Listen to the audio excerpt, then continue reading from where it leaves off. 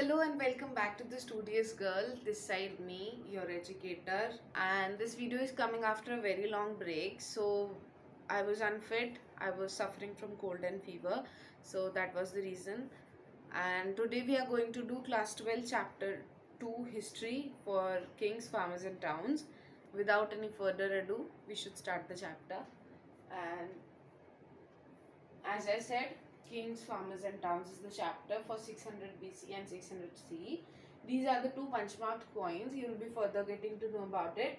These are punch-marked by Guptas. So here's the introduction for the chapter. I'll read it out. This was also the period during which the Rig Veda was composed by people living along the Indus and its tributaries. We have four Vedas. So Rig Veda was the first one, which was composed in this period when it was the time of kings, farmers and towns, which will be knowing that what was the time. Agriculture settlements emerged in many parts of the subcontinent, including North India, Deccan Plateau, parts of Karnataka.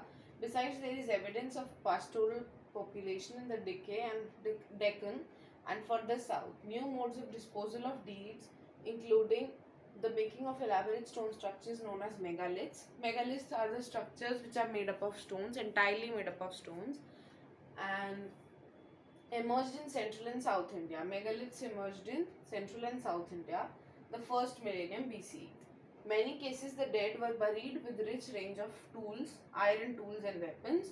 Perhaps the most visible was the emergence of early states and empires and kingdoms. Underlying these political processes were other changes evident in the ways in which agricultural production was organized. Simultaneously, new towns appeared almost throughout the subcontinent. Historians attempt to understand these developments by drawing a range of sources, inscriptions, texts, coins, and visual material. In Harappan civilization, the previous chapter, we came to know that we were not entirely confirmed about that they were doing agriculture or not, they were doing some specific organizations or some work. But in this chapter we'll be coming to know with a clarity that yes, what at this period of time, which was 600 CE to 600 BCE. So this is the main which we'll be coming to know in this chapter. So let's start with the first topic, Prinsep and Piyadasi. This was when James Prinsep, an officer, the Mint of the East India Company, deciphered Brahmi and Kharoshti, two scripts used in the earliest inscriptions and coins. So James Prinsep was the one who deciphered the script which was used in the times of Ashoka. Brahmi and Kharoshti were the two scripts, and from these two scripts itself, Sanskrit and other languages which are used in India today are derived. So James Prinsep was the one who deciphered it. So here we are going to come across that. He found that most of these mentioned a king referred to as Piyadasi, meaning pleasant to behold. James Prinsep ने जब वो coins पे लिखा हुआ written script decipher किया था तो उन्हें मिला कि वहाँ पर एक किंग का नाम डिनोट किया जा रहा था जिससे उन्होंने बोला है पियादासी. सो पियादासी को उन्होंने पहले तो बताया कि पियादासी का मतलब क्या जा रहा है उस कॉइन के हिसाब से, which was pleasant to behold. And वो पियादासी हम आगे चैप्टर में पढ़ेंगे कि वो पियादासी नाम भी अशोका के लिए बोला जा रहा था. There were a few inscriptions which also refer to the king as Ashoka, one of the most ruler known as from the Buddhist text.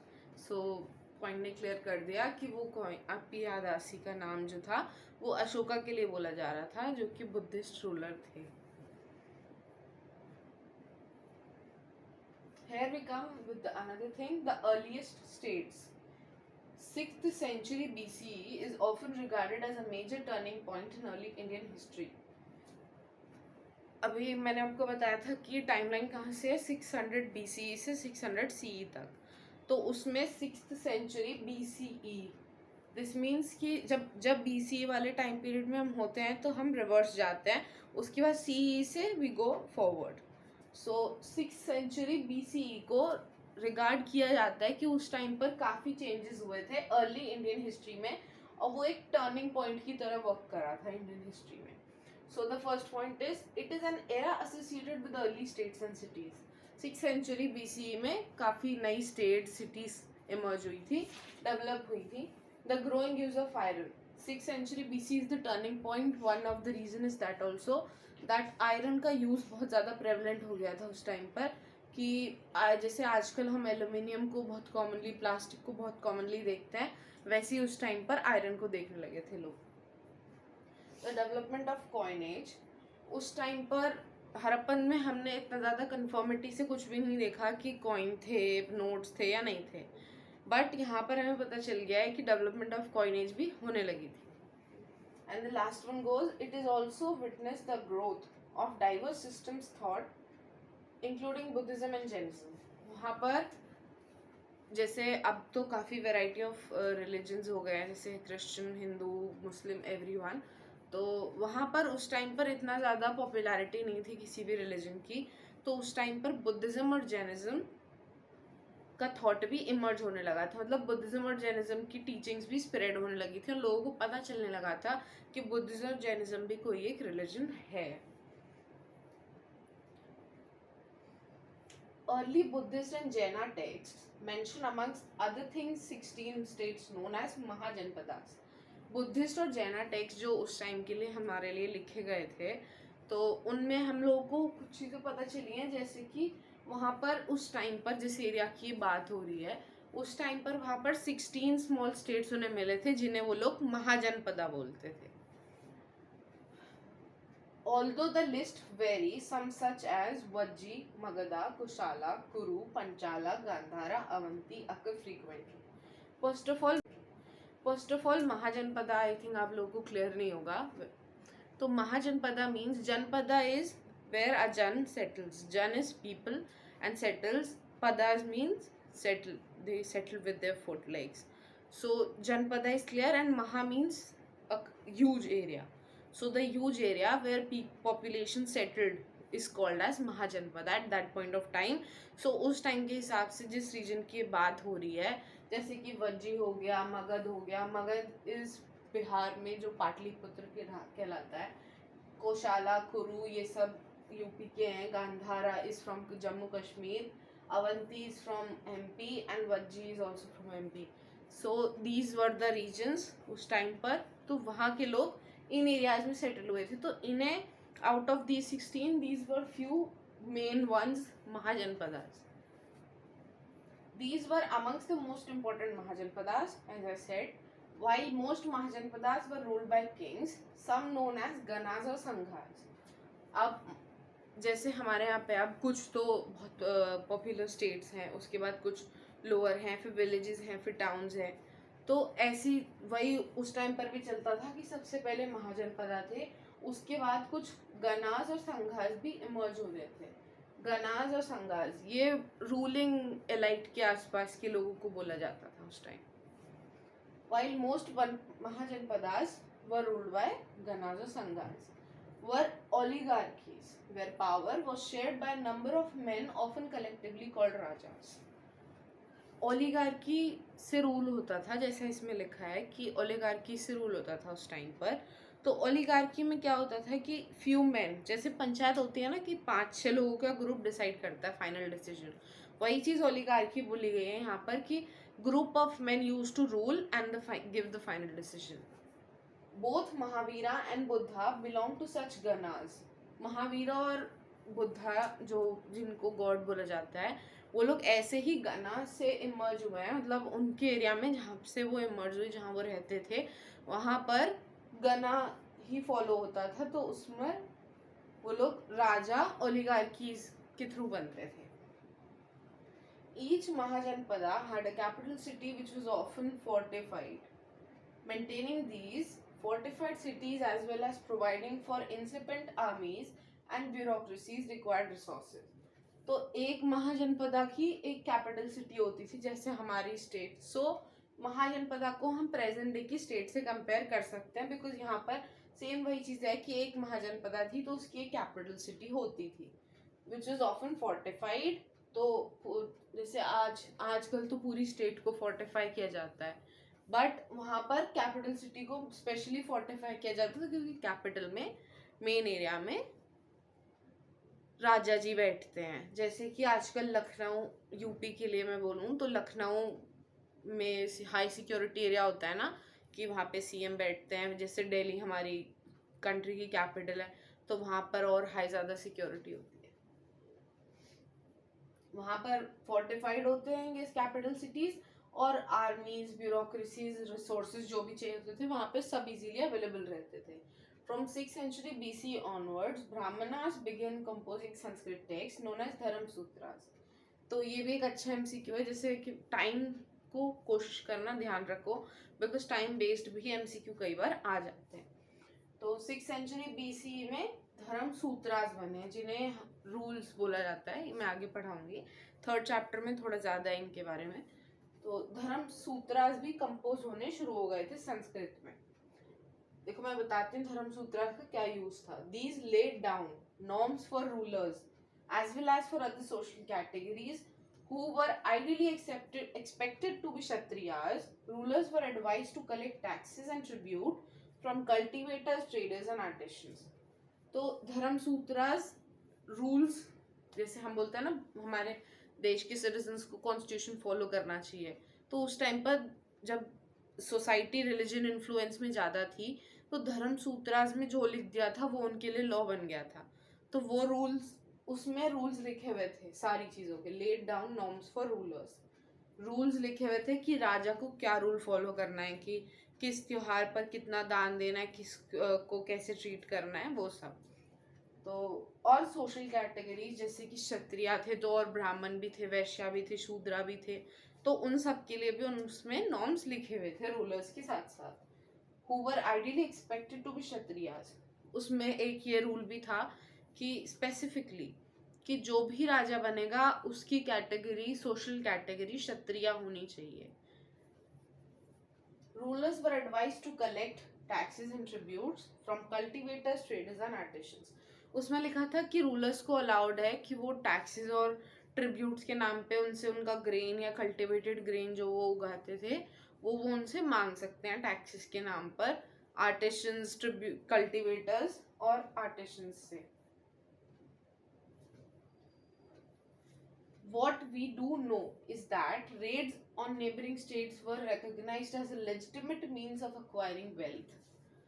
कई स्टेट्स में ऐसा होता होगा या फिर कुछ लोगों के साथ ऐसा होता होगा कि वो उनकी फसल खराब हो गई या कुछ हो गया, तो वो लोग क्या करते होंगे, तो वो लोग ये करते थे कि वो लोग आसपास के एरिया पे रेड कर देते थे और वहाँ का खाना ले आते थे छीन कर और फिर अपने यहाँ पे टैक्स दे देते थे। तो रेड भी एक बहुत बड़ा सोर्स था उन लोगों के लिए वेल्थ अक्वायर करने का। Gradually some states acquired standing armies and maintained regular bureaucracies. इतनी 16 स्टेट्स में से कुछ स्टेट्स के पास अपनी खुद की आर्मी भी थी और ब्यूरोक्रेट्स भी वहाँ पर रहते थे। ब्यूरोक्रेट्स उस टाइम पर ऐसे तो होते नहीं थे आईएएस ऑफिसर्स, तो ब्यूरोक्रेट्स में वहाँ पर उनके जो मंत्री गण होते थे वो उन्हें ब्यूरोक्रेट्स बोला जा रहा है। Others continue to depend on militia recruited more often than not from the peasantry. Book में this is not a spelling error, militia ही लिखा है बुक में, बट मिलिटिया का मतलब भी सेम यहाँ पर मिलिट्री ही बोला जा रहा है। और मिलिट्री भी रिक्रूट कर, जो भी पीजेंट्स होते थे वो उन्हें ही अपनी मिलिट्री में इन्वॉल्व कर लेते थे कि तुम पीजेंट्री का काम भी करो, जब हमें ज़रूरत पड़ेगी तो यहाँ भी आ जाना।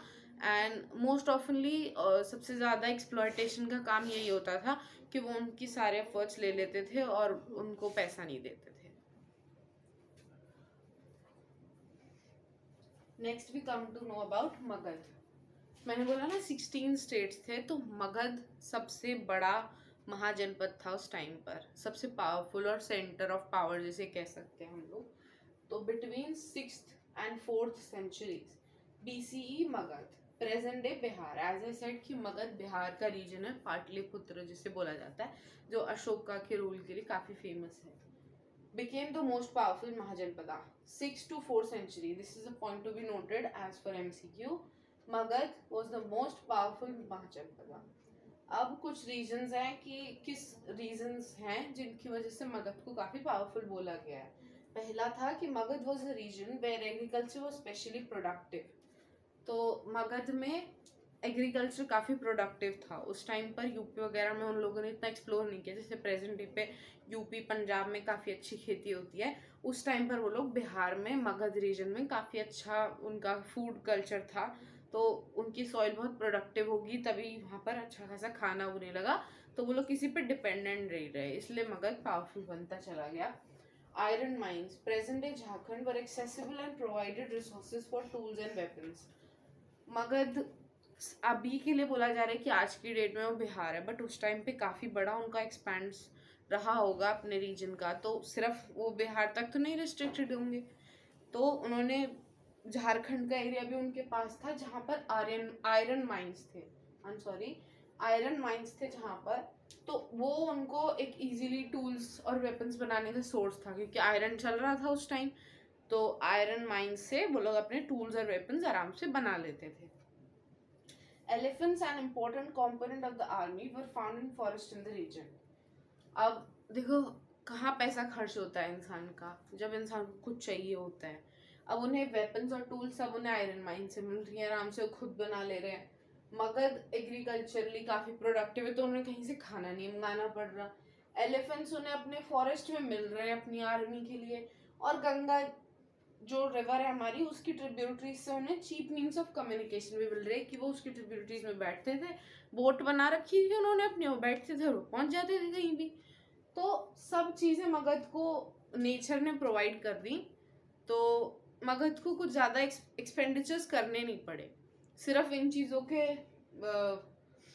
इवोल्यूशन में, इन चीज़ों को और अच्छा बनाने में उनके पैसे लगे होंगे. तो इस वजह से lastly Magadh became the most powerful one.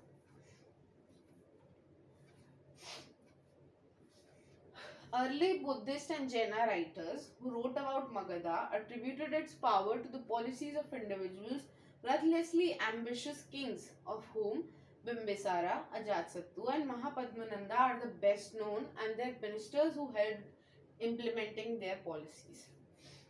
Bimbisara, Ajatsattu and Mahapadmananda. These are the main three rulers of Magad before Ashoka. तो इन लोगों के रूल के टाइम पर उनके जो मिनिस्टर्स थे उन्होंने उनकी काफ़ी हेल्प करी होगी, तभी वो इतना बड़ा रीजन बना के गए थे. वो तो लास्ट में अशोका ने कॉन्कर किया था, पर उससे पहले कुछ तो उन्होंने भी इम्प्लीमेंटेशंस किए होंगे ना, जिसकी वजह से उन्हें इतना अच्छा एम्पायर मिल गया अशोका को बना बनाया.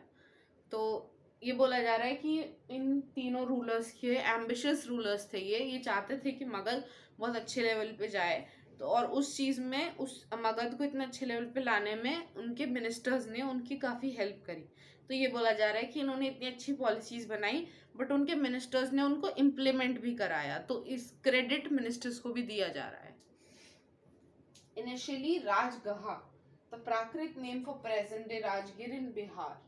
ओके, राजगहा जो आज की डेट में राजगीर बोला जाता है, बिहार में है. वो उनकी कैपिटल थी उस टाइम पे, पर वो बाद में पाटलिपुत्र बन गई थी. Was the capital of Magadh. Rajagaha was the capital of Magadh, Rajgir in Bihar. अब इसमें भी कई बार एमसीक्यू आ जाता है बच्चों को कंफ्यूज करने के लिए कि कौन सी कैपिटल थी मगध की. अगर ये आता है, सिंपली ये पूछते हैं कि what was the capital of Magadh, तो आप राजगहा ही मार्क करेंगे.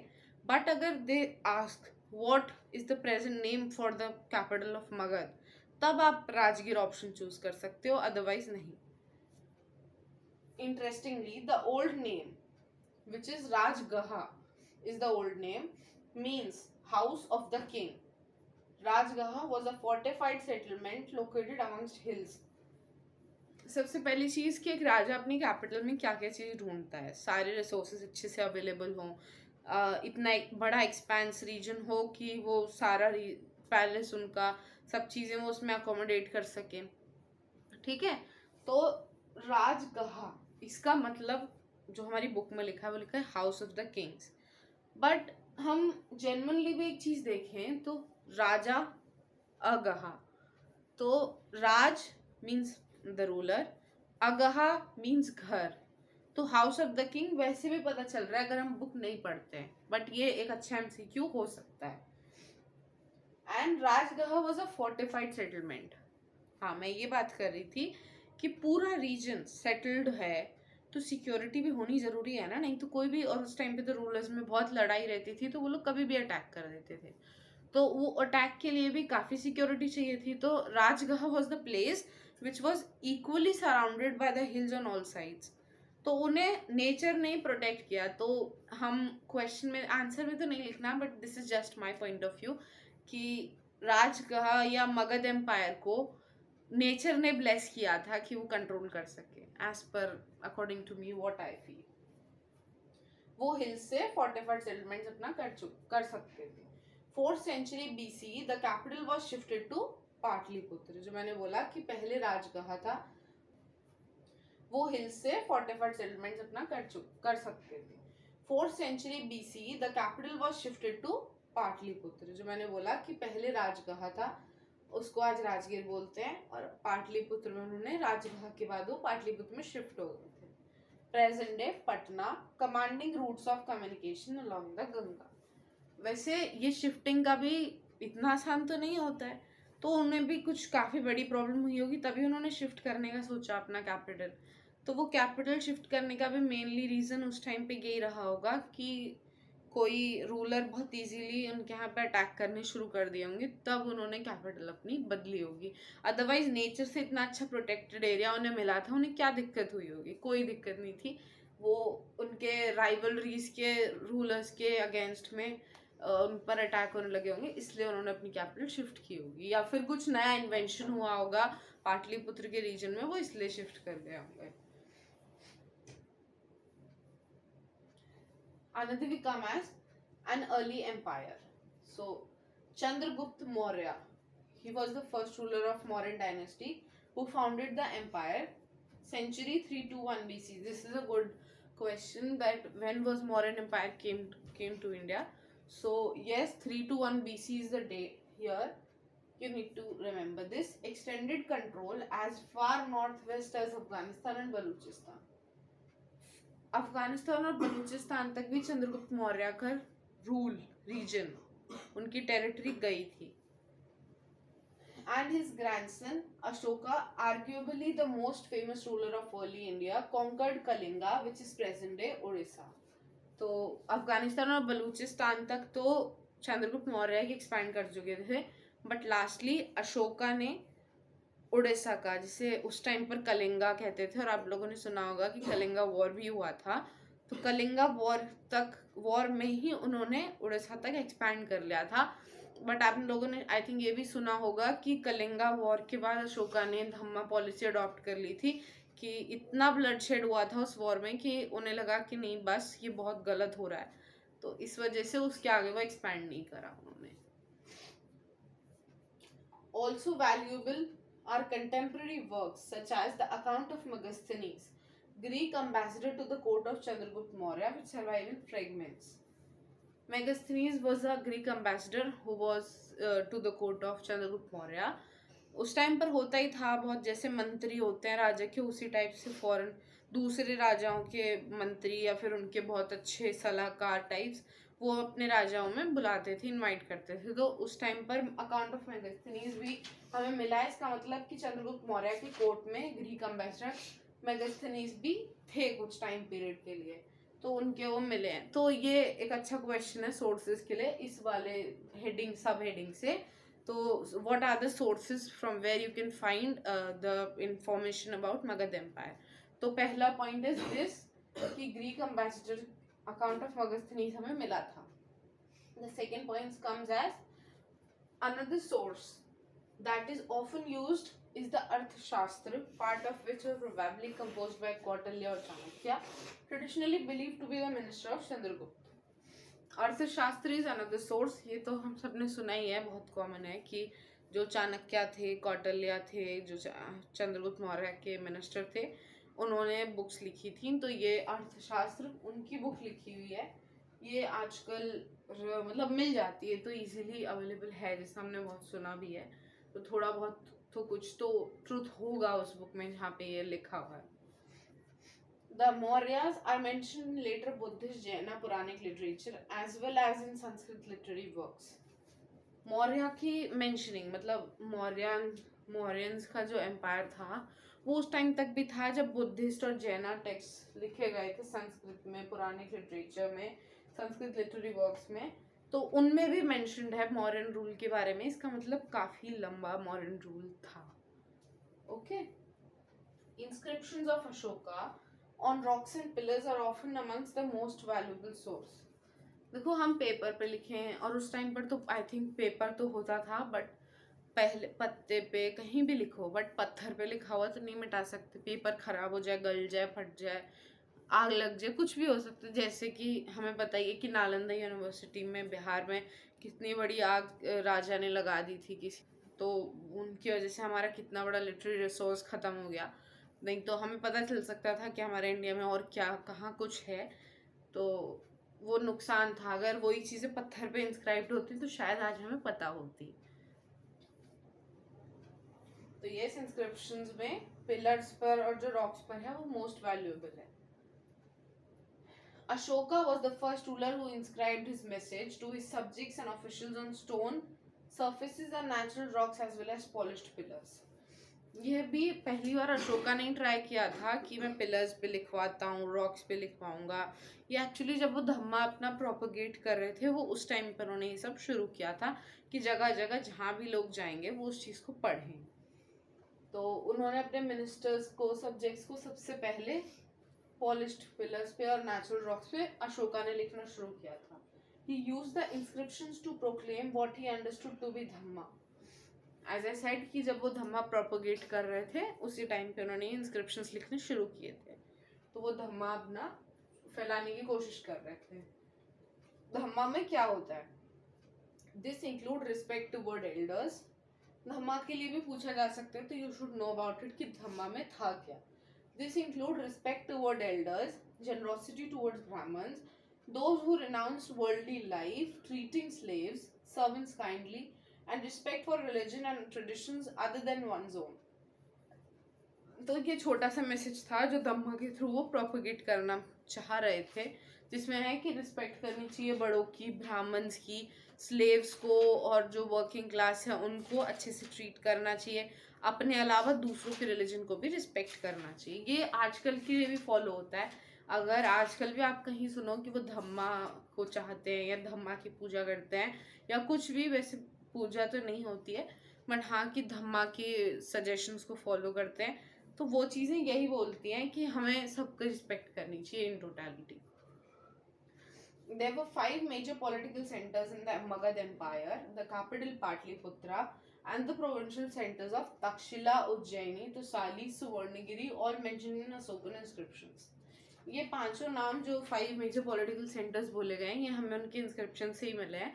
उसमें पाटलिपुत्र तो था ही बिहार में उनका capital, Takshashila is near Afghanistan and Kashmir, Ujjaini is in MP, Toshali and Suvarnagiri are in Toshali I am not confirmed, but yes, Suvarnagiri is in Karnataka.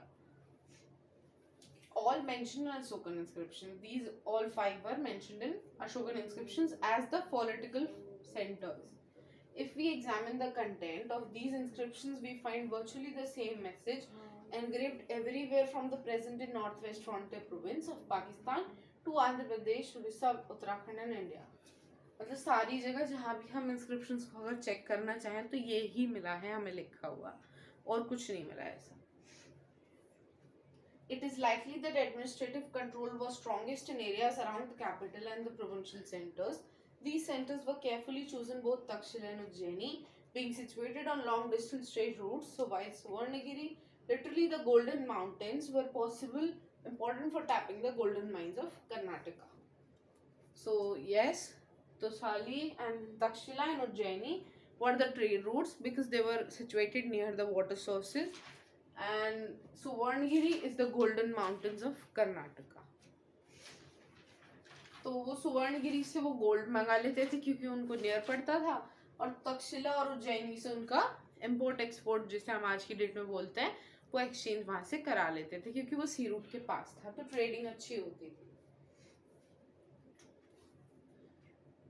Communication along both land and riverine routes was vital for the existence of empire.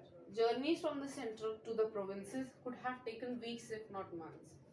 अगर वो ऐसे area में नहीं रह रहे होते जहाँ से वो अच्छा कम्युनिकेशन कर सकते हैं, जैसे कि मैंने बताया कि मगध एम्पायर के पास गंगा की ट्रिब्यूटरीज थी जिससे वो कम्युनिकेशन कर लेते थे आराम से बोट्स वगैरह से। वही चीज़ है कि अगर उनके पास ही कम्युनिकेशन सोर्सेज नहीं होते, लैंड और रिवर के रूट्स, तो उनको अपने सेंटर से, कैपिटल सेंटर से प्रोविंस पहुंचने तक की वीक्स नहीं तो मंथ्स लग जाते हैं आराम से. This meant arranging for provision as well as protection for those who were on the move. ये इस चीज से उन सिक्योरिटी होने से पूरे रीजन में जो लोग घूमते रहते थे या फिर जिन्हें हम बोलते हैं कि नोमैड्स हैं, उनके लिए भी काफी सिक्योरिटी का फीलिंग हुआ था कि प्रोटेक्शन मिली उन लोगों को. It is obvious that the army was an important means for ensuring the latter. Army तो है ही एक, आज की डेट में नहीं, उस टाइम पे भी जब राजा कभी भी किसी के भी राजा कभी भी अटैक कर देते थे तो वो बहुत बड़ी चीज थी उस टाइम पर कि हाँ वो अटैक कर रहे हैं, तो सिक्योरिटी मेंटेन करना बहुत जरूरी था उस टाइम पर भी. Megasthenes mentions a committee with 6 subcommittees for coordinating military activity. Megasthenes जो मैंने बताया ग्रीक एम्बेसडर थे चंद्रगुप्त मौर्य की कोर्ट में, उन्होंने मेंशन किया एक कमेटी का सिस्टम जिसमें 6 सब कमेटी थी फॉर कोऑर्डिनेटिंग मिलिट्री एक्टिविटी. ये भी एक 1 मार्क का क्वेश्चन है कि एक कमेटी जो मेगास्थनीज ने मेंशन की थी उसका मेन पर्पस क्या था. तो उसमें था कि कोऑर्डिनेटिंग मिलिट्री एक्टिविटीज, और उसके अंदर कितनी सब कमेटी थी, 6 सब कमेटीज थी उसके अंदर, जिसमें कि फर्स्ट ने जो पहली 6 में से फर्स्ट कमेटी थी उसने नेवी पर ध्यान दिया. जो सेकंड कमेटी थी उसने ट्रांसपोर्ट एंड प्रोविजन पर ध्यान दिया कि आना जाना खाना पीना जो सोल्जर्स फाइट पे जाएंगे उनके लिए कैसे करना है, और जो एनिमल्स जा रहे हैं घोड़ा हाथी या जो भी है, हाथी उनका सोर्स था जो नेचर से उन्हें मिल रहा था, तो उनका खाना कैसे जाना है. The third was responsible for the foot soldiers जो पैदल जा रहे हैं. फोर्थ फॉर हॉर्सेस जो घोड़े लेके जा रहे हैं. जो फिफ्थ फॉर चैरियट्स जो घोड़ा चलाने वाले सारथियों को लेके जा रहे हैं उनका. और सिक्स्थ फॉर एलिफेंट्स. तो ये सबका ध्यान रखने के लिए सेकंड सब कमेटी अपॉइंट की थी. तो अगर हम कोई बाय चांस क्वेश्चन आता है एमसीक्यू कि which was the most important one, तो second sub committee was the most important one out of these 6. The activities of the second subcommittee were rather varied. मतलब सबकी नेवी, हॉर्सेस, chariots, elephants थी, but second sub committee का काम कुछ और ही था. Arranging for bullock carts to carry equipments, मतलब सारा सामान कैसे ले जाना है. Procuring for food for soldiers and fodder for animals. Food और सोल्जर्स के लिए और फॉर्डर फॉर एनिमल्स कैसे प्रोक्योर करना, कैसे ले जाना है. और recruiting servants and artisans to look after the soldiers. वहां पर 24 घंटे तो नहीं लड़ाई होगी, अगर हो भी रही है 24 घंटे तो आर्मी वाले इंजर्ड तो होंगे, लड़ाई हो रही है तो उस चीज़ में उन्हें सर्वेंट्स और आर्टिसंस की ज़रूरत पड़ी. जैसे मैंने बोला था ना कि वो फार्मर्स को भी बोल देते थे कि तुम अभी उगाई कर लो, जब ज़रूरत पड़ेगी तो हम तुम्हें आर्मी में ले लेंगे. तो ऐसे ही वो लोग यही करते थे. तो आर्टिसंस को भी ऐसे ही वो लोग बुला लेते थे. तो सर्वेंट्स और आर्टिसंस जो मिलिट्री के लिए चाहिए थे, वो जब उन्हें इंजर्ड हो या उन्हें ज़रूरत पड़े तो उसके लिए भी लोग कैसे ले जाना है वो सेकेंड सब कमेटी का काम था. Ashoka also tried to hold his empire together by propagating Dhamma, the principles which, as we have seen, were simple and virtually universally applicable. Yes, जो मैंने अभी बोला ही था कि धम्मा ऐसा है कि हम आज की डेट में भी प्रोपोगेट कर सकते हैं, because Dhamma is same thing which these tiny things जिन्हें आज हम मॉरल वैल्यूज बोलते हैं, वो उस टाइम पर अशोका ने प्रोपोगेट की थी कि सबकी रिस्पेक्ट करो, किसी के रिलीजन को गलत मत बोलो, वही सब था धम्मा में. This, according to him, would ensure the well-being of people in this world and the next. ये धम्मा अशोका ने जो सोचा था कि उस वर्ल्ड में भी जिस टाइम पर वो एग्जिस्ट करते थे उसमें भी सबकी हेल्प करेगा और आज की डेट में भी सबको हेल्प करेगा. मतलब अपकमिंग ऑल द वर्ल्ड्स या फिर ऑल द जनरेशन सबको हेल्प करेगा. Special officers known as the Dhamma Mahamatta were appointed to spread the message of Dhamma. अच्छा, आप ये चीज़ देखो कि अशोका कितने सीरियस थे धम्मा को प्रोपगेट करने के लिए कि उन्होंने स्पेशल ऑफिसर्स भी अपॉइंट करे थे. धम्मा महामत्ता जिन्हें बोला जाता था वो स्पेशली इसी काम के लिए अपॉइंट किए गए थे कि वो धम्मा को प्रोपगेट करेंगे और एक एक आदमी को जो कोई गलत कर रहा है या फिर किसी को हर्ट कर रहा है या फिर उसे पता नहीं है तो वो धम्मा उनको जाके समझाएंगे और बताएंगे कि क्या है. एक चीज़ और हो सकता है ये इसलिए भी अपॉइंट हुए हों क्योंकि आज की डेट में भी अगर कोई पॉलिसी निकलती है तो कोई सपोर्ट में होता है, कोई अगेंस्ट में होता है. तो वही चीज़ थी कि अशोका ने धम्मा स्प्रेड तो कर दिया. अब हो सकता है कई लोगों को लगता हो कि हमारे रिलीजन के अगेंस्ट है या कुछ गलत करा रहे हैं रूलर, तो फिर उन्होंने इसलिए ये धम्मा महामत्ता पॉइंट कहते थे कि वो उन लोगों को उस चीज़ को समझा सकें कि क्या है और क्या नहीं है। Next we come to new notions of kinship. The new kingdoms that emerged in the Deccan and further south, including chiefdoms of Cholas, Cheras and Pandyas in Tamilakam, the name of the ancient Tamil country, which included parts of present-day Andhra Pradesh, Kerala, in addition to Tamil Nadu, proved to be stable and prosperous. एक time था जब ऊपर north side में अशोका का rule चल रहा था, उस टाइम पर साउथ में, जिसमें तमिलनाडु, आंध्र प्रदेश, केरला के पार्ट्स को जोड़ा जाए तो एक अपनी टेरिटरी बनाते थे वो लोग, जिसे तमिलकम कहते थे। तो MCQ आ सकता है कि which were the present day states, जो जिन्हें वो तमिलकम बुलाते थे। तो ये आपको पता होना चाहिए, तमिलनाडु, आंध्र प्रदेश और केरला। फिर उस टाइम पर जो वहाँ पर तमिलकम एरिया में ये 3 एरिया में था, तो 3 चीफडम्स उस टाइम वहाँ पे रूल कर रहे थे, चोलास, चेराज एंड पांड्यास। और पांड्यास एक थे हमारे जो महाभारत में लड़े थे, और पांड्यास ये दूसरे वाले रूलर्स हैं। ओके, तो a chief is a powerful man whose position may or may not be hereditary. Chief होता था, मतलब चीफ जैसे बोलते हैं ना, सूबेदार और जो मिनिस्टर्स के लॉयल होते हैं, सब चीज़ें मेंटेन करके रखते हैं, सेक्रेटरी टाइप, तो वो चीफ होते थे। तो वो पावरफुल मैन्स होते थे जिनकी पोजीशन हो सकता है हेरिडेटरी हो भी सकती है, नहीं भी हो सकती, उस चीज़ की कंफर्मेशन नहीं। One means of claiming high status was to identify with a variety of deities. This strategy was best exemplified by Kushanas, who ruled over a vast kingdom extending from Central Asia to Northwest India. एक लोगों को बहुत उस time था जब इतने बड़े बड़े राजा हैं, वो इतने बड़े बड़े रीजन के राजा हैं, तो वो लोग अब कुछ पावरफुल नाम रखेंगे ना कि लोग कोई सुने भी मेरा नाम तो उन्हें लगे कि हाँ कोई बड़ा राजा है।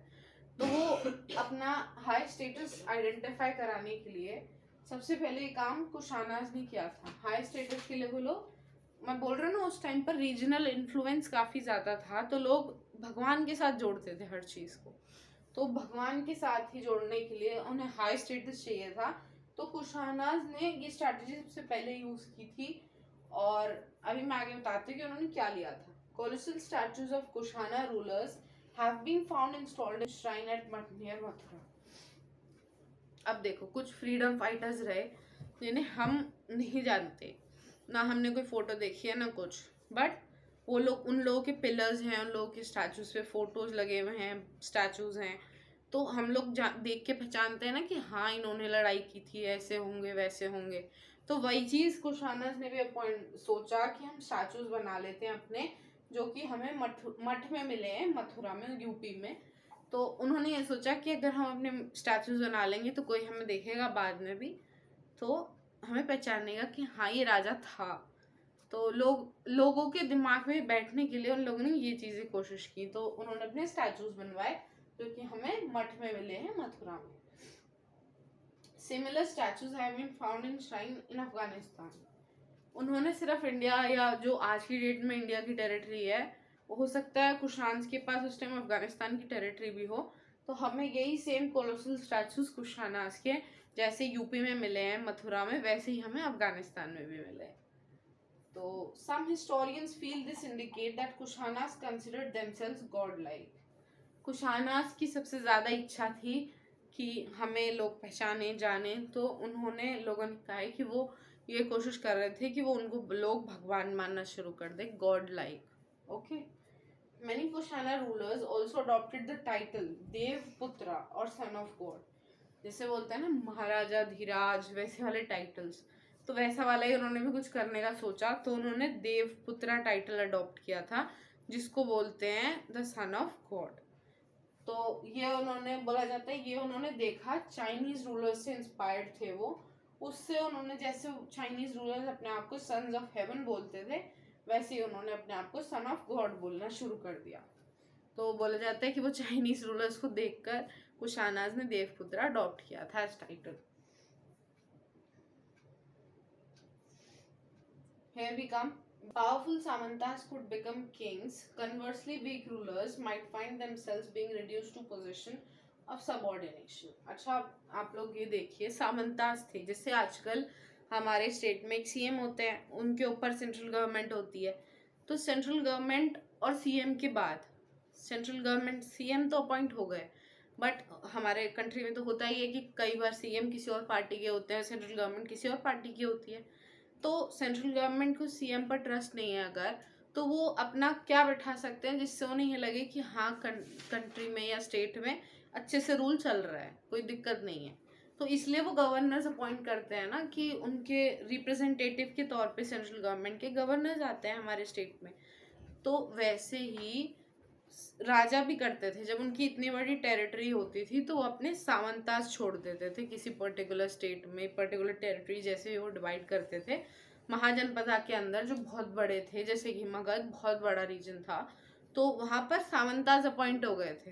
तो सामंताज दो होते थे, men who maintain themselves through local resources including control over land.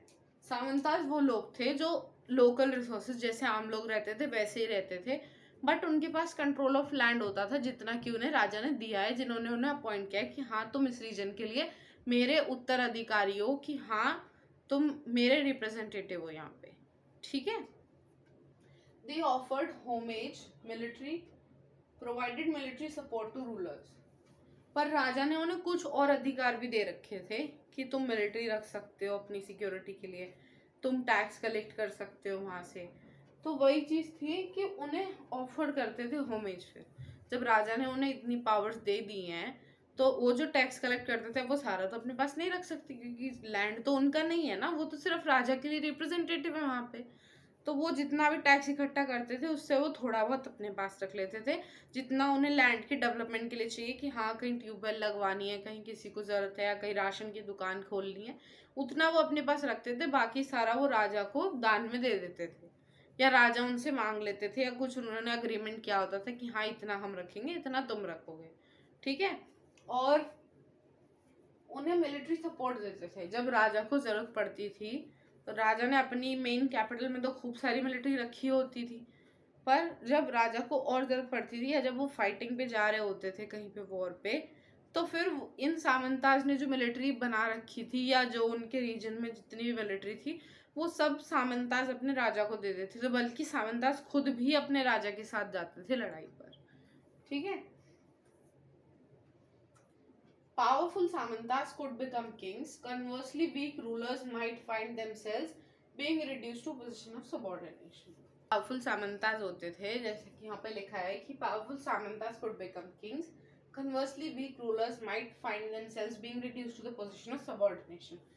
अब होता है ना कुछ जो स्मार्ट माइंड्स होते हैं, जैसे राजा ने तो सामंताज अपॉइंट कर दिए, उन्होंने तो ये सोच के किए हैं कि हाँ ये वहाँ पर उनके राजा बन के रहेंगे, उनके रिप्रेजेंटेटिव रहेंगे। बट कुछ सामंताज जो बहुत ब्राइट माइंडेड होते थे तो वो टैक्स वगैरह इकट्ठा करते थे शार्प माइंडेडली, थोड़ा बहुत कम पैसा देते होंगे या फिर लोगों से ज़्यादा इकट्ठा किया, राजा को उतना दे दिया, बाकी जो एक्स्ट्रा है जो उन्हें अग्रीमेंट में था उससे ज़्यादा वो अपने पास रख लेते होंगे। तो वो चीज़ थी। तो उस हिसाब से जो एक्स्ट्रा रख लेते थे, जो स्मार्ट माइंड्स थे, वो एक टाइम पर राजा से ज़्यादा पावरफुल होने लगे थे, तो वो किंग्स बन जाते थे राजा को हटा के। और जो होते थे कि जो बस जैसे राजा बोल रहे हैं वैसे काम किया, कोई दिक्कत नहीं की, कोई प्रॉब्लम नहीं करी, तो वैसे वाले जो सामंताज थे उन्हें कई बार राजा सबऑर्डिनेट कर देता था और राजा उन्हें दबा लेता था अगर वो उनकी बात नहीं मानते थे तो। Histories of the Gupta rulers have been reconstructed from literature, coins and inscriptions, including prashastis composed in praise of kings in particular and patrons in journal by poets. प्रशस्तिज वो हैं जो लिखी जाती हैं राजा के उसमें, जब राजा को प्रेस करना होता है ना कि हाँ हमारे राजा ने ये किया, हमारे राजा ने ये नदी बनाई, हमारे राजा ने वैसे किया, तो वो जब प्रेस करना होता है किसी राजा को तो ऐसी चीज़ें बनाई जाती हैं जिससे पब्लिक उन्हें देखे, पढ़े और समझे यहाँ राजा कितना अच्छा था यहाँ का। द प्रयाग प्रशस्ति जो कि इलाहाबाद में है, also known as Allahabad pillar inscription, composed in Sanskrit by Hari Sen. He was the court poet for Samudragupta, and Samudragupta was the most powerful Gupta ruler. The first ruler was Chandragupta Maurya. He came in 321 BC, but the most powerful was Samudragupta. और उनके court poet कौन थे? हरि सेन थे। Pillar inscription कौन सी थी? प्रयाग प्रशस्ति, या फिर Allahabad pillar inscription. Okay, this is, now we come to one, this is a source you can see in the purple box on page number 38 of the book.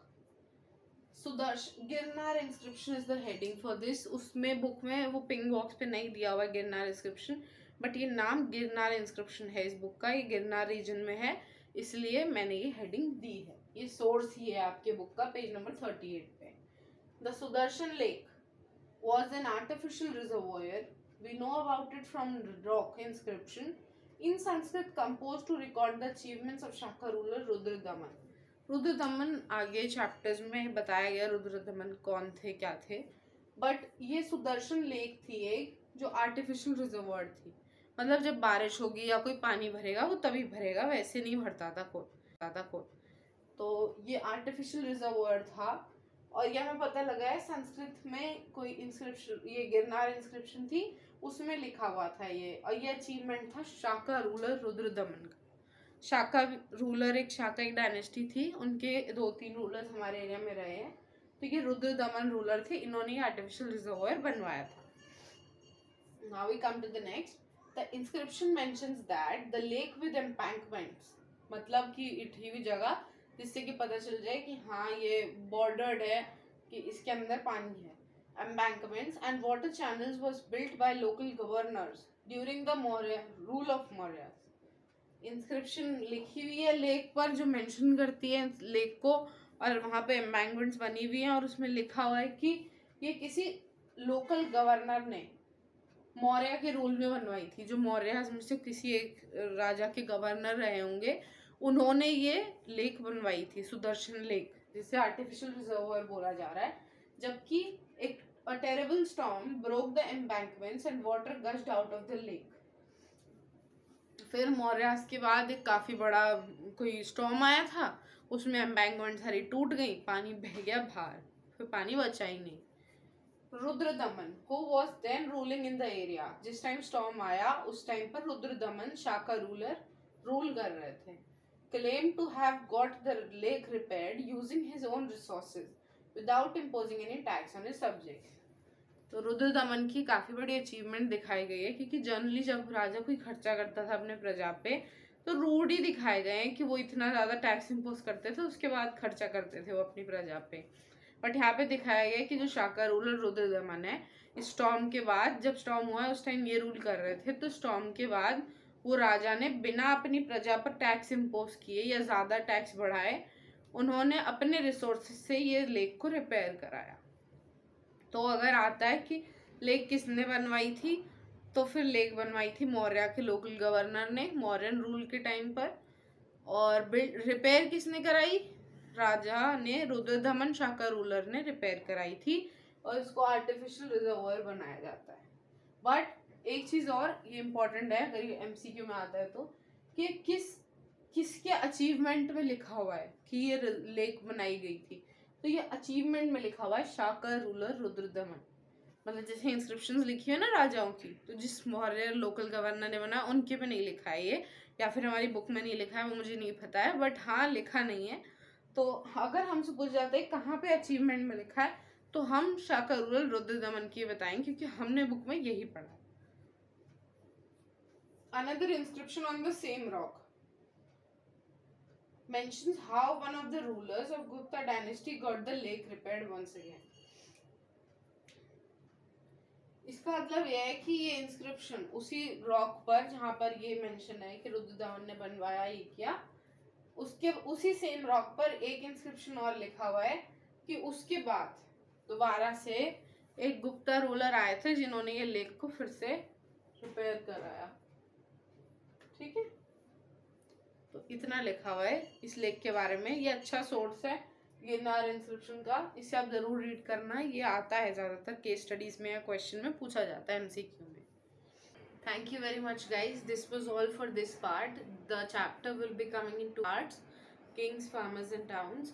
So this was part 1 and another part will be coming super soon within 1 or 2 days. So do read till this point and the next part will be coming soon. So please do read the NCERT after watching the video. do read the NCERT. This is the biggest key to your success for boards.